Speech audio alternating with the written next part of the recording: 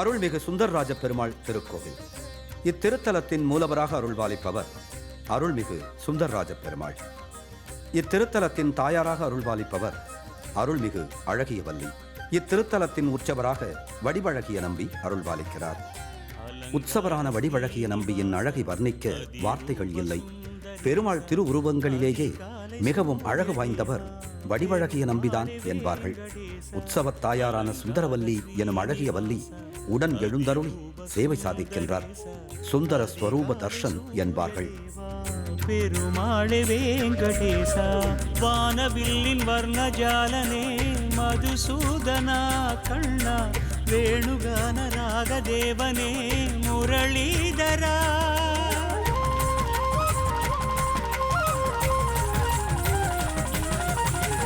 வானவில்லின் வர்ணஜாலனே மதுசூதனா கண்ணா வேணுகான ராகதேவனே முரளீதரா திருப்பதி ஏழுமலையில் எழில் மிகும் வெள்ளி நிலவில் பொழிந்திடும் கீதமழையில் மலர்ந்திடும் பாரிஜாத பூவில் அலங்கார ஸ்ரீனிவாச அதிரூப சுந்தரேச அதிகாலை சூரிய தேவா பெருமாளே வேங்கடேசா.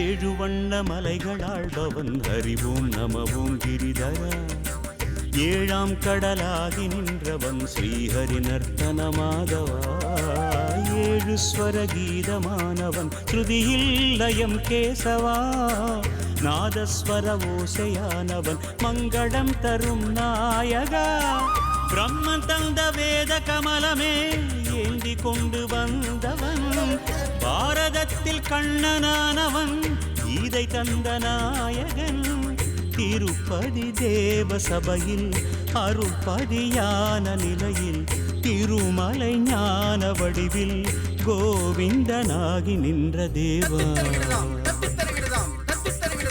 அலங்கார ஸ்ரீனிவாச அதிரூப சுந்தரேச அதிகாலை சூரிய தேவா பெருமாளே வேங்கடேசா.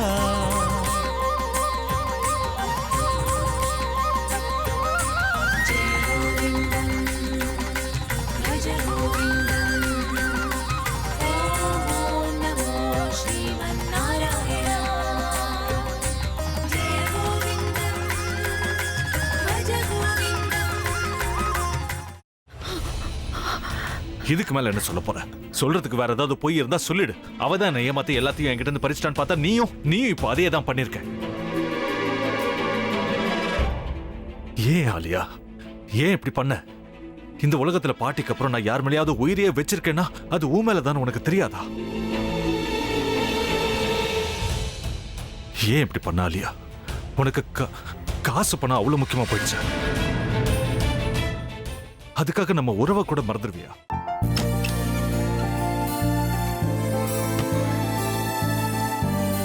சக்தி சக்தி ஒரு நிமிஷம்.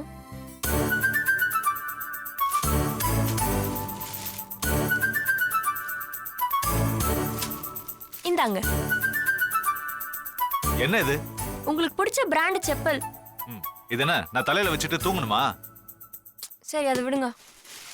இங்க பாத்தீங்களா டைம் பீஸ். இதோட அலாரம்க்கு தான் நீங்க டெய்லி எந்திரிக்கணும். அதெல்லாம் என் மொபைல்ல இருக்கு. முத்து